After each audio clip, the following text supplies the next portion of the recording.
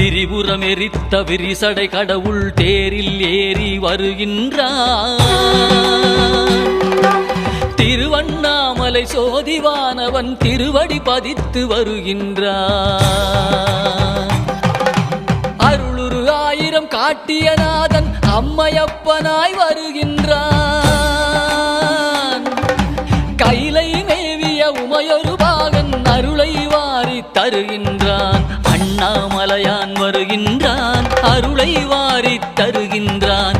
அண்ணாமலையான் வருகின்றான், அருளை வாரி தருகின்றான்.